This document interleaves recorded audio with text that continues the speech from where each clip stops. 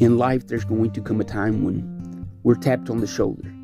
And this calling is going to invite us to take a risk, to stand against the status quo, to follow and pursue our dreams, to become something bigger than we ever thought we're capable of becoming.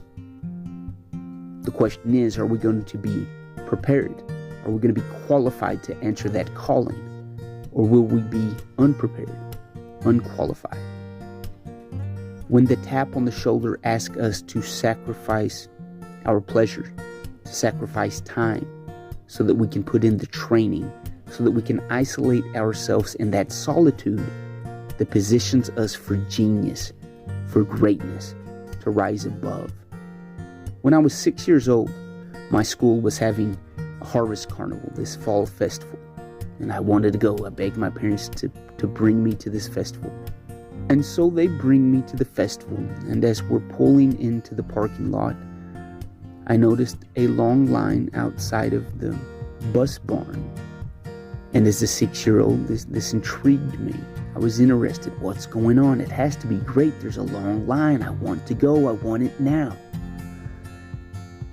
And so we're walking from the parking lot, and I hear this screaming, and I hear chainsaws roaring, and we're watching kids come out, and they have this horrified look on their faces. And that piques my interest all the more. I want it. It must be great. Look at them. And so we're standing in line, and everybody's anticipating what awaits inside of the haunted house. And there's this anxious feeling soaring within all the kids. And I finally get to go in. I walk in the first room, and there's a casket with a woman in it, pasta and spaghetti all over her stomach as if her guts had came out. So I'm a little scared.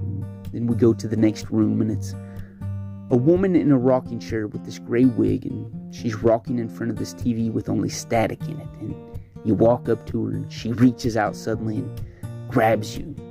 So I'm getting more scared and a little more anxious.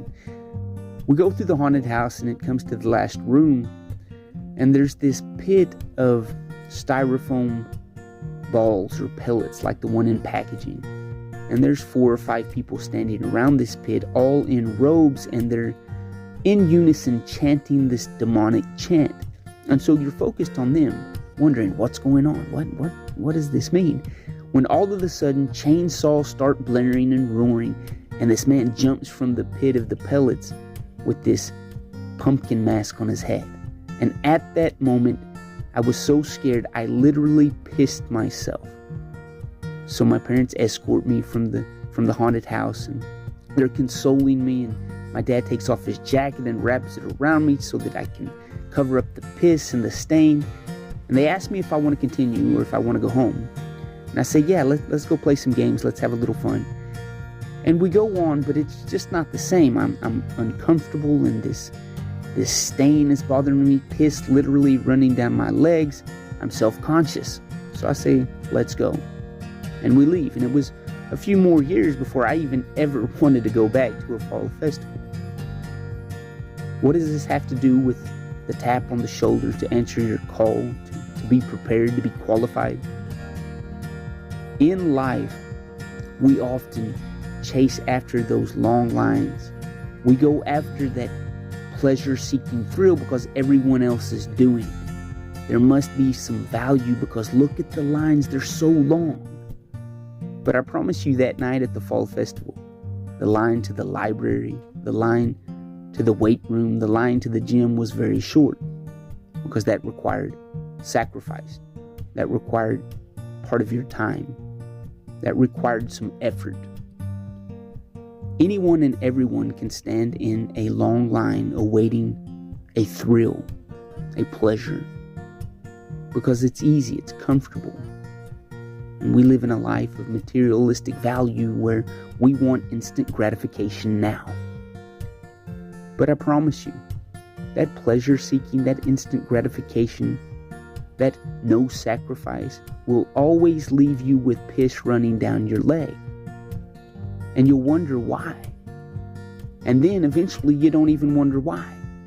You get obsessed with the seeking of pleasure, and before long, you don't even recognize the smell of piss anymore. You don't even recognize that feeling of it running down your leg. You've wasted so much time that now, that is your time, stuck in the confines of pleasure.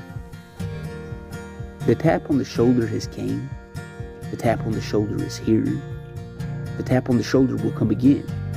The question we have to ask ourselves, are we willing to sacrifice the moment of now so that we will be rewarded later with success?